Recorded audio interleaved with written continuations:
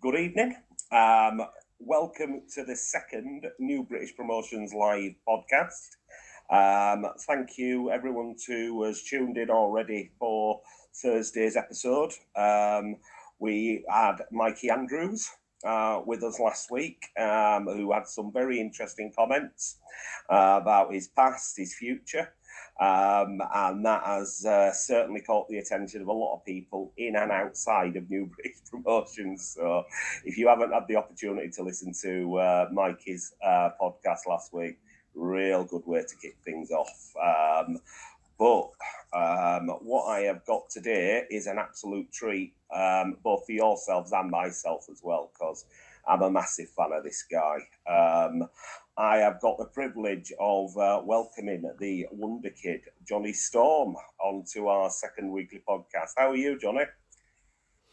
Hello, mate. That was a lovely intro. Thank you very much. I'll send you some money later. I'll send you my details, buddy. I'll send you my details. But no, seriously, mate, thank you very much for taking the time to have a quick chat with us. We really do appreciate it. Thank you. My pleasure, mate. Where I'm going to start, and where I always like to start, is right at the very beginning. So I've been, as much as I'm a fan, I've been scrolling through some notes. But, I mean, when was the first time you sat down, saw wrestling, and thought, this is something I wanted to do? Were you a fan before? What got you into it? Yeah, I was a huge fan before. Obviously, I came in sort of on the tail end of World of Sport, so I'd catch the odd British wrestling show, but I didn't really pay that much attention to it. My first ever pay-per-view, as it is known now, was Survivor Series 89. And that was the one with the Hulkamaniacs against the $1 Million Team. Remember, yeah. Remember that one? I do. I came in a year after. I was at WrestleMania 6 was my first one. Oh, wow. But yeah, I've obviously gone back since. But yeah, WrestleMania 6, so we're not too far off there. But so that's my first memories of wrestling. And obviously the Americans it was on Sky. It wasn't on like as much as it is nowadays, but it was on sort of, I think weekly. It was on Sky One. Yes. And I'd always record it on VHS because I think it was on quite late as well. It might have been on like 1 in the morning or something. So I'd grab all my dad's VHS, regardless of what was on them, and just record over them with wrestling all the time, just to catch the weekly show and stuff like that, like Wrestling Challenge and Primetime Wrestling. That was my era, man. Yeah, Primetime were amazing. Yeah, it was like a little studio show. Yeah, it was. Yeah. I've since followed on the network. Like I say, I didn't watch it at the time. I used to, my auntie lived down in Plymouth and had Sky, absolutely, yeah. But I did watch some WCW on ITV. Mm-hmm. That came a little bit later, didn't it? It did, yeah. I was always one of those hardcore WWF fans that couldn't watch anything else other than WWF, you know what I mean? Just even the thought of watching WCW was like the enemy, you know? Yeah.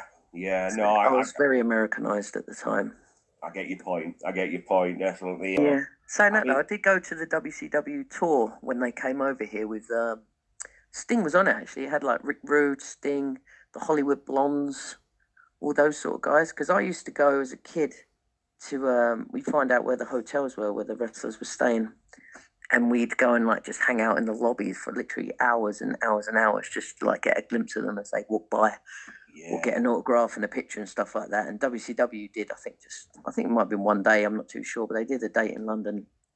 And we went to that. It was at Wembley Arena. And I've actually got a couple of pictures at home.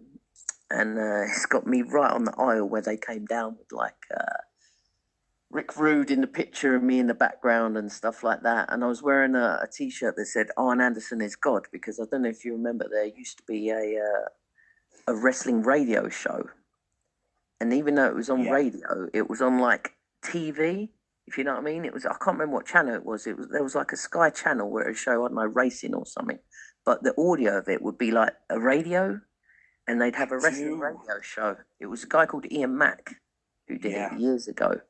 And he absolutely loved Arn Anderson for some reason. Obviously, he's an amazing worker. I realise that now. Definitely. But he was pushing all these sort of like listeners to wear T-shirts that said Arn Anderson is God, to go to that show, so I did. Yeah, no, that is yeah, Dan Anderson's good taste, but yeah, I do remember WCW coming over quite a lot more than what the WWF did back in the early 90s. Right. So you were trained by Andre Baker and Dino Scarlo, is that right? Kind of. Yeah, I mean the school that I went to was literally the only wrestling school in the country at that time, which is crazy to think about nowadays because there's hundreds. But back then it was literally the only school. And Andre Baker was the guy who founded Hammerlock and ran those shows, and I used to go to British wrestling shows every 2 weeks at the Chancellor Hall in Chelmsford, and it just so happened one night Andre was there buying the ring. I think it was an all-star show run by Brian Dixon, and he was buying the ring off Brian Dixon. And like I say, we always used to hang around the back to get autographs and pictures with the wrestlers.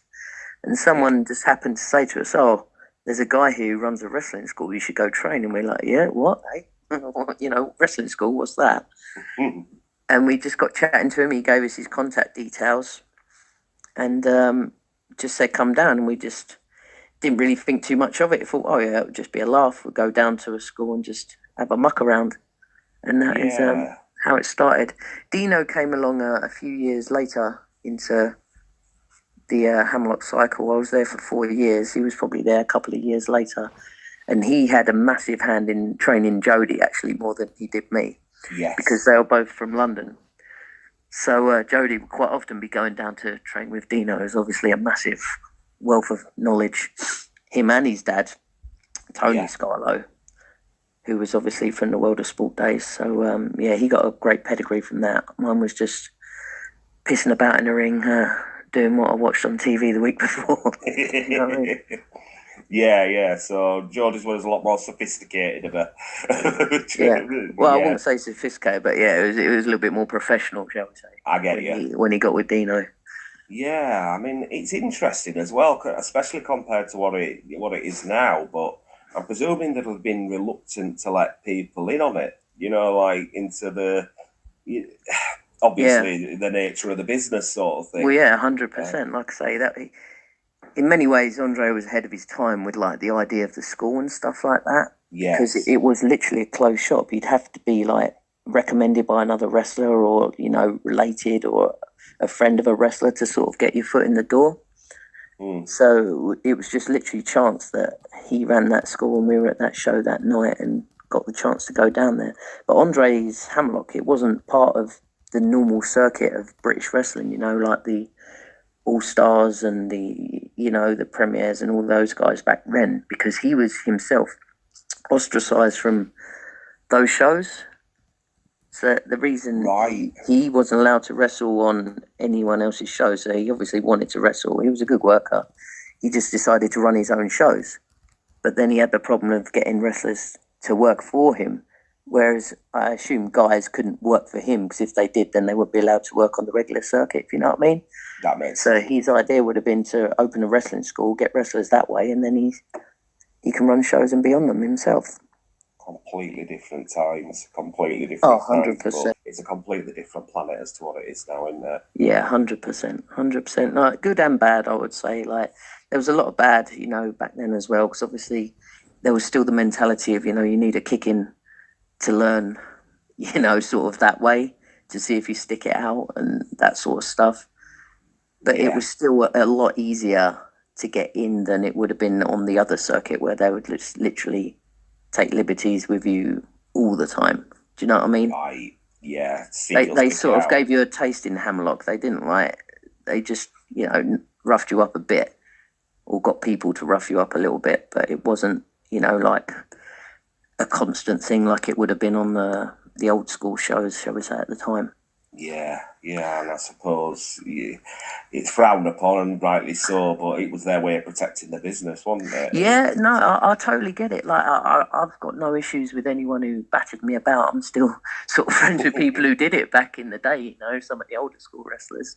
Yeah. And I get it. I don't condone it, but I think there needs to be a sort of medium in between, because, when you go the other way and literally anybody can run a wrestling school now, anybody can run a show now, it's a little bit like there needs to be some level of training, proper training, do you know what I mean, and readiness before you're put on a show, if you know what I mean.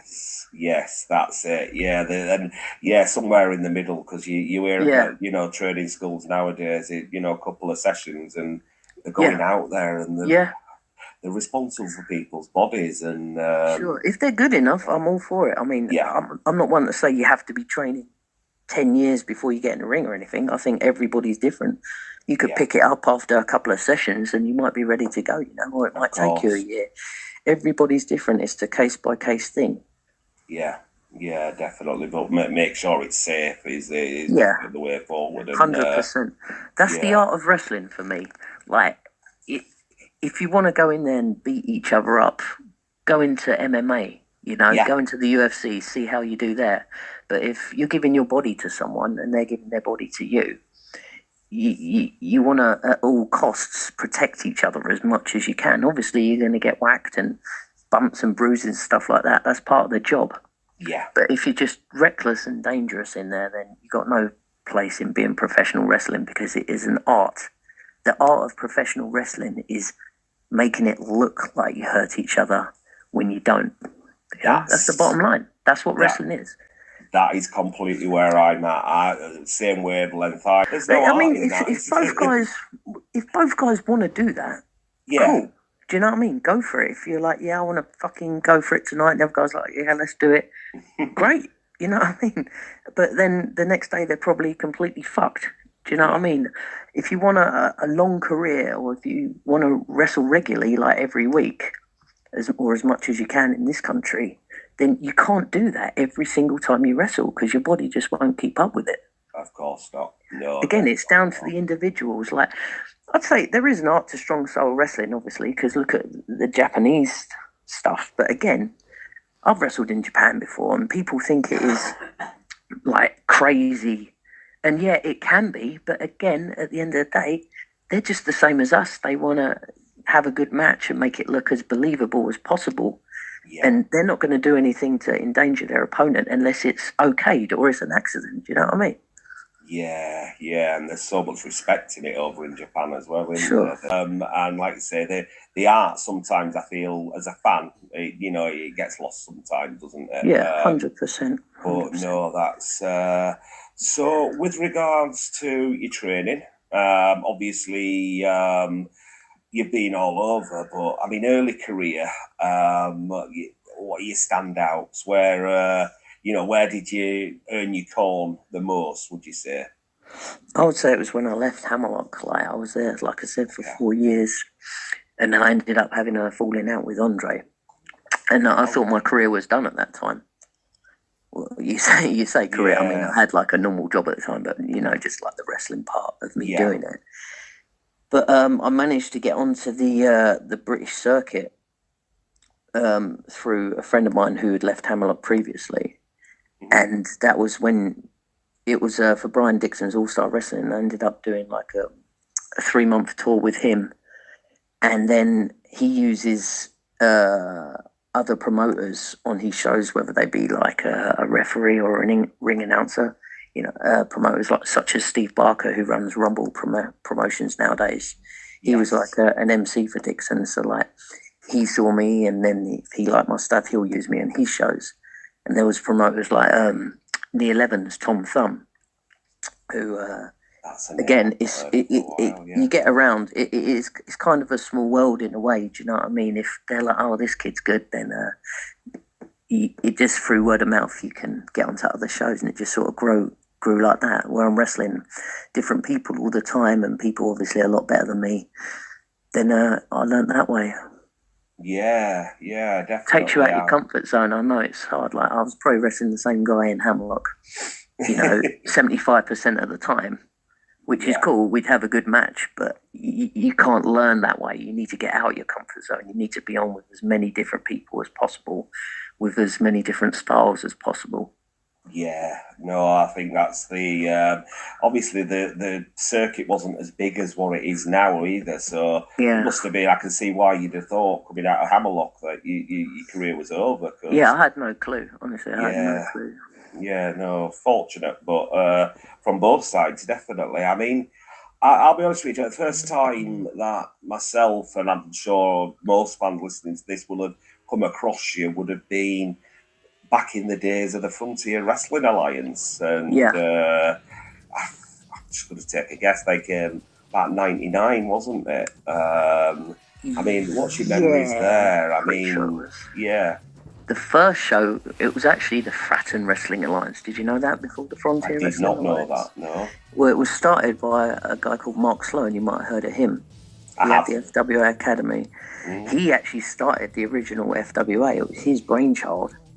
And it was called Fratton Wrestling Alliance because he lived in Fratton. So there was actually those shows before the FWA. The FWA, you know, then is the one that was run by Alex Shane. Mark Sloan was part of it, but not as in like the main role of it. Alex and Dino actually took it over, you know, and took it up a few gears. Yeah, they certainly did, yeah. Yeah, the big sort of explosion time. But yeah, Mark Sloan was responsible for the original FWA long before. I think it was 99 though, what you said. Yeah, I do seem to remember the FWA shows, and I think it really did catch fire when the WCW went under, and the independent scene basically was number 2, wasn't it? So, but yeah, those early FWA shows, they were something special. I compare it to like ECW of the UK. Do you know what I mean? It was a point in time where everything was just right time, right place, right fans. Yeah. I remember seeing you against Jody a couple of times. And, you know, we've mentioned him once before. You can't have a Johnny Storm interview and not mention Jody Fleisch. I mean, partner or opponent, what do you prefer when it comes to Jody? Oh, that's a tough question. Yeah. I couldn't really answer it, to be honest with you. I enjoy both. I think we did... we never ever done tag team stuff until like later on in our careers. Oh, okay. Probably like the main tag stuff we done was in 1PW when that started. Yeah. But then, you know, we've always been sort of synonymous as single wrestlers more than anything. So now that we're doing a little bit more tag team stuff the last sort of few years, I'm actually really starting to enjoy that. Yeah. It might be because I get to have a bit of a breather on the apron as well, actually. No, you're still a young man. You're still a young man. You can still go out there and do a 60-minute Stormer with him. I'm trying, mate. I'm trying. One thing I am interested, backtracking a little bit, is the WONDERKID. Where did that come from? Who thought of that? Was it you? That was me. Okay. Actually, yeah, I don't know why. For some reason, I always wanted to be called the Sandman when I was like a little kid. I thought that would be my wrestling name. And obviously, you think of the Sandman nowadays, that's probably not the gimmick for me. But I like the WONDERKID, and my name's obviously Jonathan, so that's Johnny. And it was actually a wrestler called Phil Powers who come up with Storm. Just stuck. The WONDERKID Johnny Storm is definitely, it was a good shout, mate. Definitely. Cheers. I won't change it now then. With regards to the FWA, then you've got your matches with Jody. Everybody talks about them. What are your other highlights there? Opponent-wise, storyline-wise? Any interesting stories? Tell us a bit about the FWA, the Alex Shane version.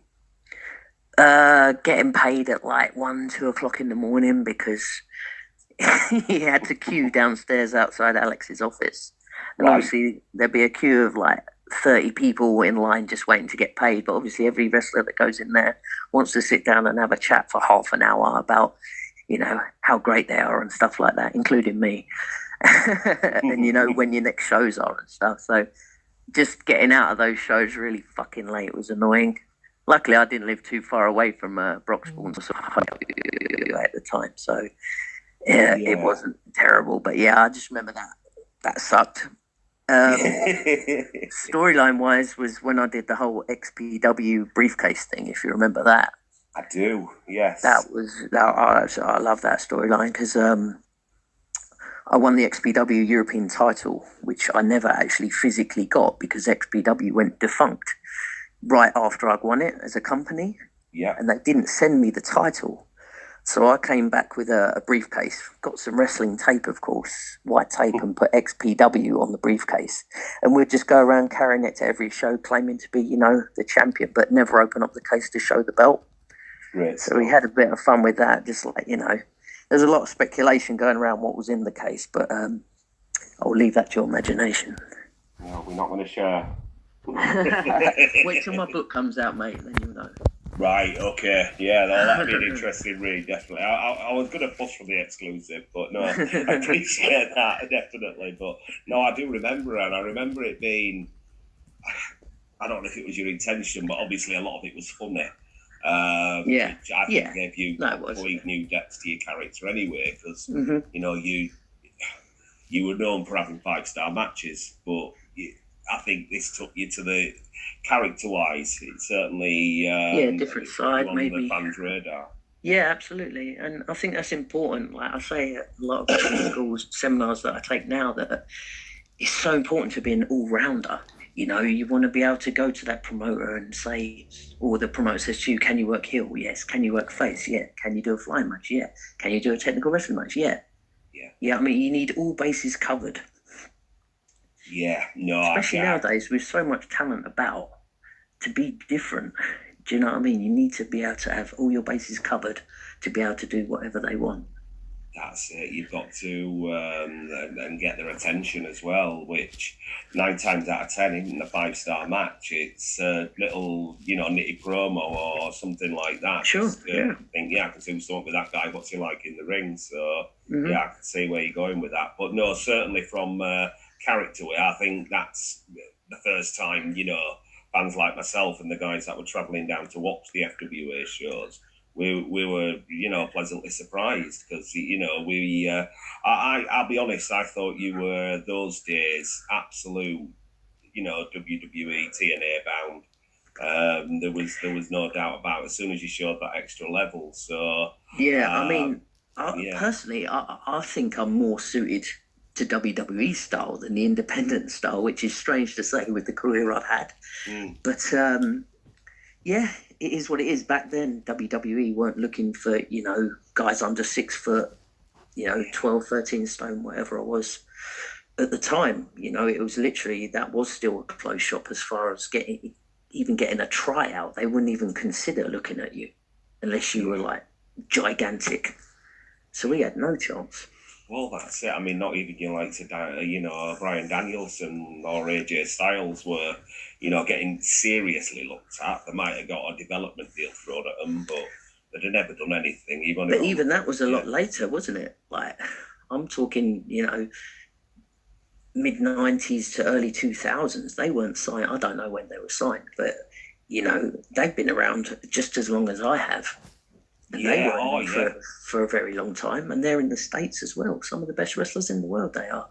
That's what I mean. Yeah, it's. I remember them doing tryout matches for them back in those days. Right. And I think AJ said something about getting a really, half thought out development contract offered to him, but he was just and a couple of years later you've only got to look at like Paul London and things like that. That's right. To see where we're going. That guy had all the talent in the world, but I guess it's not what they were looking for, was it? So sure. And we're British as well, so they're not even looking at the UK at all back then. And they're Americans finding it hard to get in. What chance did we have? Yeah, that's what I mean. Yeah, you needed to be ultra special because the British scene it had not exploded yet, had it, anywhere near. So we were, we weren't on the radar. So, but I do seem to remember you getting shots with Ring of Honor and TNA. And TNA was a bit later, but Ring of Honor. It was actually CZW first. Oh, you were CZW first, right? Yeah, CZW was run by. It was they ran a tournament called Best of the Best, which the idea was to get as many international guys as they could and have a world tournament of all guys from around the world to see who was the best. Obviously, they ran one the year before, the original Best of the Best, and then the second one was the one that we got contacted for. Me and Jody to be in the tournament, And it was. We thought, well, if we're going over to the States, we may see if we can get on some other shows. Do you know what I mean? While we're there, and make extend it for a couple of weeks. And at that time, Doug was wrestling for Ring of Honor, or just started with Ring of Honor as well. So he could recommend us, obviously, to the hierarchy there, and see if they'd want to use us while we're there in the States. And it just so happened that they had a show, I think it was a couple of weeks after the CZW one. So we made a whole tour out of it. We went, another friend of mine, Chet Collier, who was in WWE Developmental at the time when it was HWA in Cincinnati, Ohio. We did the CZW show. We did, and then we went down to Ohio to actually train at Developmental. We didn't have a contract or anything. But they were putting us on the shows and stuff, We went on the road with them for like 3 or 4 shows. Amazing. And then we come back up. We did a shot for Sheldon Goldberg's company. I think it was in New Jersey. And then the last show of the tour was the Ring of Honor. I think it was the Road to the Title. In 2002, it was called.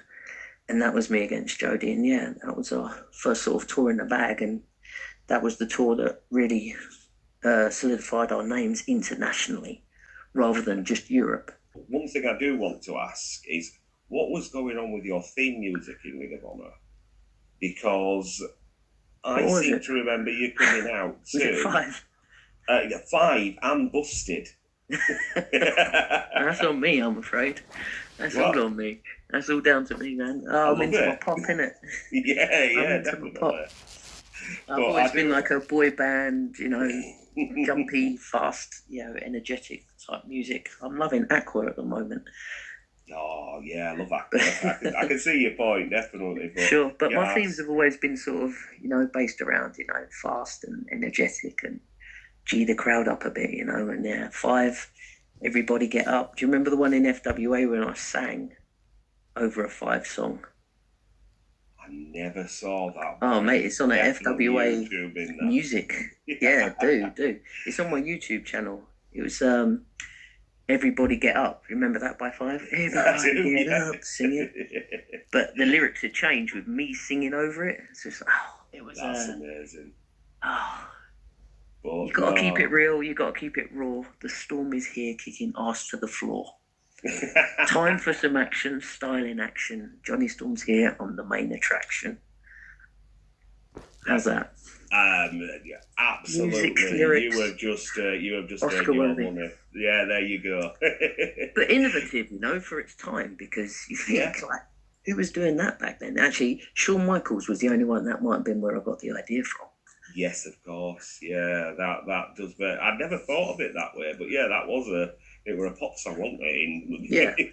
There's just no other way. But yeah, I mean, listening to 5 being blasted out at a Ring of Honor show was certainly. I'm surprised I let you go with that one. It was Let's Dance I used over there as well, and I actually got a few emails from American fans at the time asking me what it was, which shocked me. Yeah, definitely. I mean, they don't get a lot of that sort of thing, and I can't imagine your neck-bearded Ring of Honor fan being a massive 5 fan. So I'd be interested to see who was sending you those messages. Yeah, it's literally, it was all for me. Yeah, ring music is so important to me that gives me a bit of adrenaline, and gets me up for it when the music hits. So whether people like it or not is down to them. It's like I say, it's for me. Yeah, no, I get completely what you're saying, and it suits you. So, but yeah, seeing it in Ring of Honor was definitely it was interesting. I mean, was it ever on the cards for you to stay in the States? Were you? Well, the way it was left was literally any time you're in the States, we'll use you. Right. Now, this was back in a time when, you think about guys going over to the States now, they do it quite a lot, right? Mm-hmm. They'll just up and leave. But this was, early 2000s. And I guess I was naive to it more than anything, because even when I was in TNA, I had a contract because I was going to be there for like a month or whatever, for like 3 or 4 shows, because it was every week.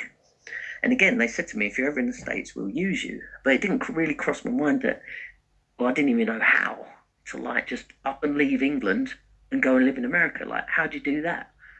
Yeah. It's like, I don't know.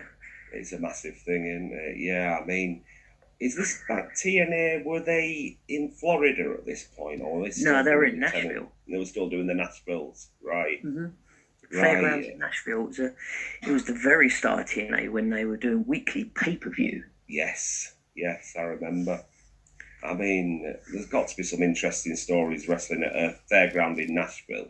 Absolutely, it was a great arena. It was great. Really perfect for wrestling. Yeah. I mean, they love it there, don't they? Especially if it's the Jarretts or the Lawlers promoting it. They're always there, aren't they? But I mean, have you got? I mean, what was it like? Is any interesting stories? Any, what the setup was like there? Well, the funniest story was, I said, like, I was a massive fan back in the day, going to the hotels to meet the wrestlers when they come over here. Yes. My favourites were Razor Ramon, and the other one was Jeff Jarrett, randomly. And sometimes the first one, but yeah. And there was one time where I cosplayed Jeff Jarrett, and I was in the hotel dressed as him, and he walks past, double takes me, and he's like, "You look good, Jonathan." And I was like, oh, "Okay, cool, yes, Jeff, knows who I am." Fast forward, 10 years when I'm wrestling, I turn up in his company, and he just sort of, it was him and his dad, Jerry Jarrett, who were running the company when it first started, before Dixie Carter. Yes. And he walked past me, shook my hand, said hello, and then again double taked.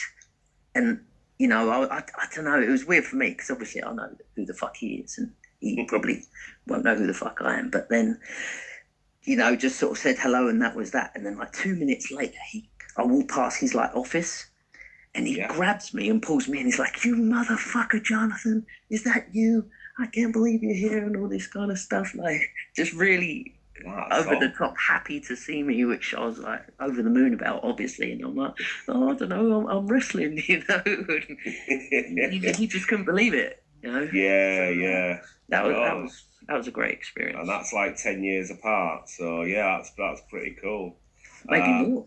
Yeah. I mean, my one memory of Jeff Jarrett is him not being able to understand me. He just looked at me like I was completely gone.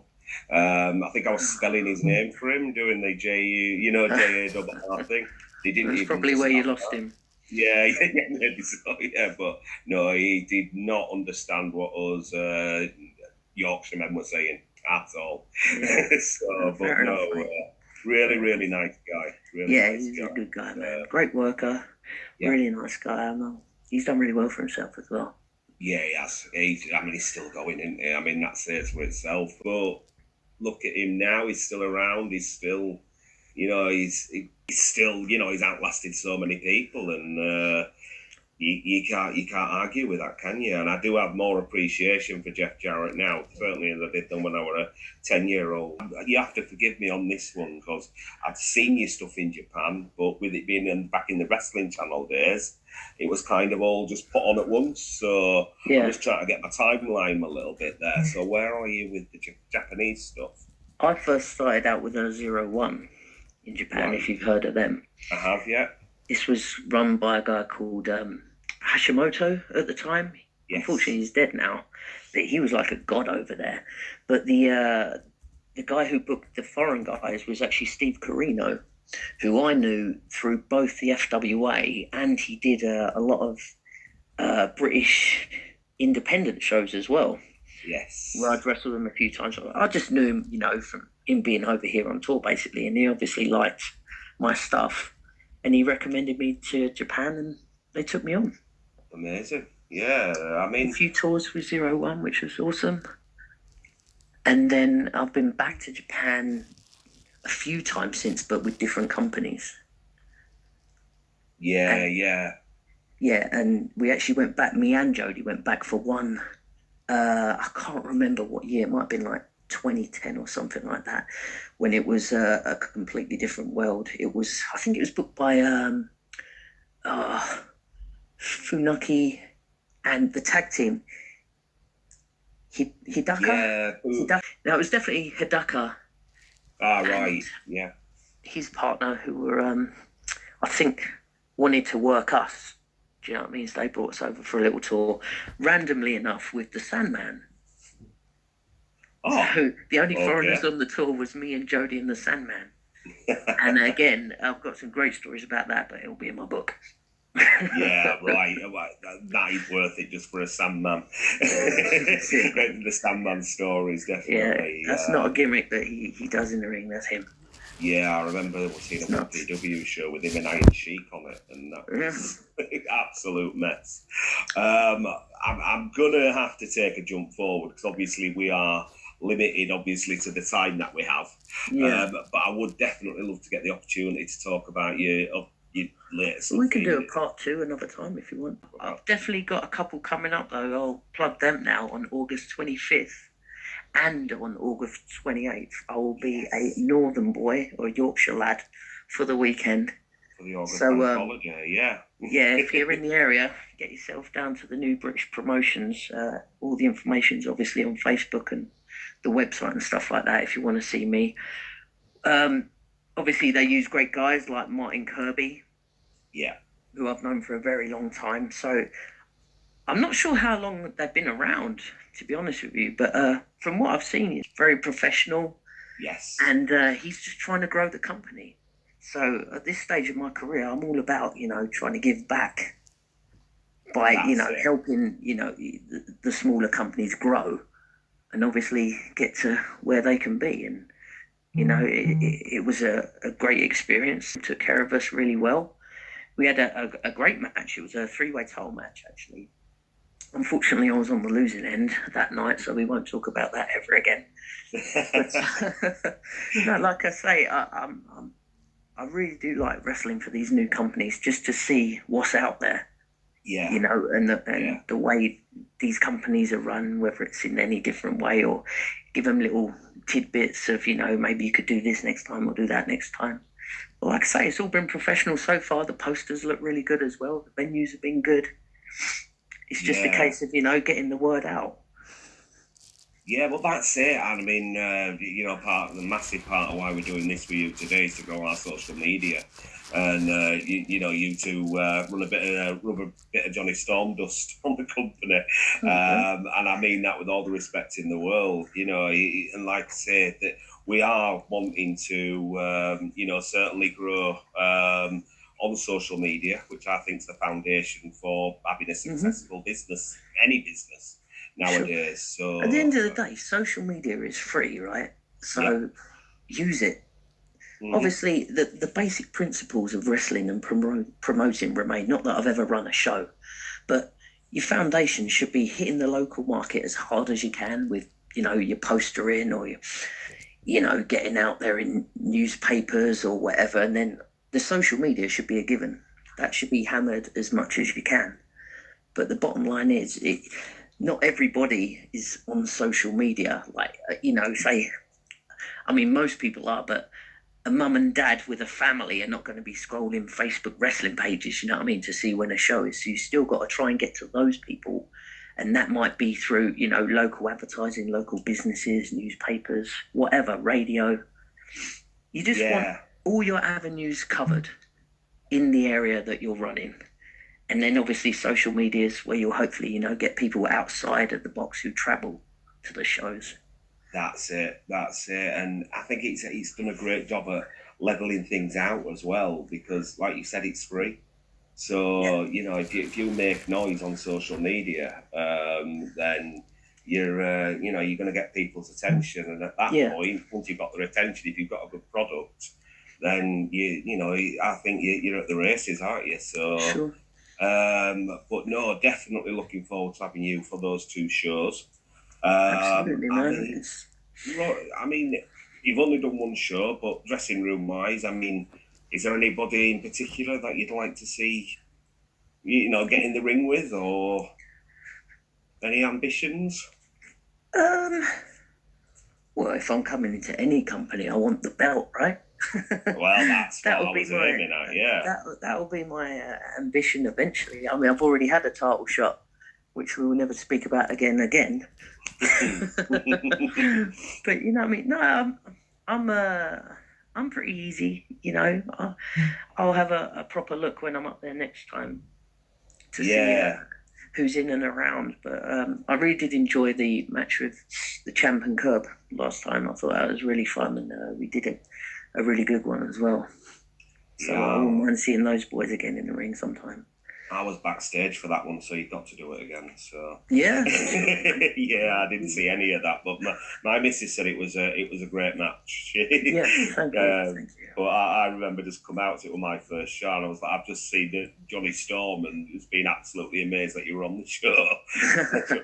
Yeah, he just had a really good match. So yeah, she was already a fan before I name dropped you. So that's what I do, mate. That's what I do. Yeah, absolutely. Still got it, but. On the Friday show, I was just confirming I was just double checking it. You are wrestling Paul Malin, aren't you? Oh, absolutely, yeah. Yeah, which is Paul is great. Paul is really, really great. I've known Paul for a long time, and I haven't wrestled him. God, I probably haven't wrestled him for 15 years. So that'll be a hell of an experience to see how far he's come. He's very excited for it. I saw him on a podcast actually a couple of months ago, an American podcast, and he was talking.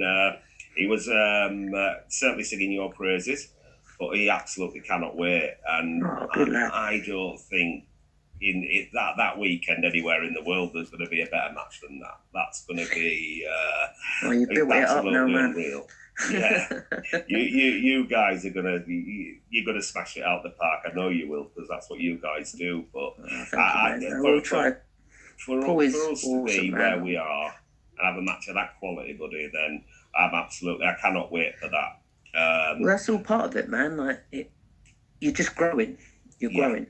You're slowly, but as long as you keep plugging away and doing your thing, you know, you'll get there eventually. Yeah. There is ups and downs, 100%, you know, but you can't get disheartened if, you know, it doesn't go your way every single time, because to have a successful show every single time is not, shall we say, very often. No, that's it. And like you say, there are going to be they're going to be curves, aren't there? But like I say, for us to have that on the 25th of August, anybody who's in the area. Just or even out of the area, that match is worth travelling for. 100%. It'll be an honour to wrestle Paul, man. No, we're really looking forward to seeing that one. And then on the Monday, I think you're a free agent up to now, so who knows? You might be in there with Tommy Rocker for the I'll take that title. Who knows? Hell yeah. Yeah. Tommy's great as well. He's another good one, man. Yeah. A lot of respect for Tommy. He's been around a while as well. Great champion. Looks the part. Yeah, he's from my town of Castleford as well. So he's but no, he's got a big future, and we're very lucky to have him as champion. But he's got a title match coming up at the end of the month against Dante Durden. So whether he's the champion going into that weekend or not is another thing. But so that will be interesting. But Johnny can absolutely. I mean, I could talk to you for hours, but unfortunately, for sure, man. We'll do it again sometime. There's got to be a part 2 to this. I've checked off what we spoke about, but there's going to be a part 2 to this. I'm sure we'll have a chat ourselves as well when you're with us over August. Yes, mate. And might get you to that game of rugby league. I'll have a look. I'm more a football fan, but I'd like to experience it. The 25th of August. Rye Hill. If you are in the area, out of the area, come onto the New British Promotions page, have a look at how you can purchase the tickets, and this is not going to sell out. It's going to be a full house. So just get your tickets as early as you can. And then 28th, we get Johnny Storm again, and that's over in Air Hills at the Labour Club. So get tickets to both shows, but at least get tickets to one of them, because the WONDERKID Johnny Storm in person is an absolute treat. And it's been a treat today, buddy, honestly. Thank you very, very much.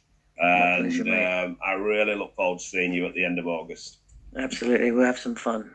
All right, then. MP Dub. Yeah, like it. Like it, there you go. The only company in Yorkshire worth having a chant like that for. you take care of yourself, buddy. Cheers, mate. It's been amazing. Thank you. Thank you very much. Bye-bye.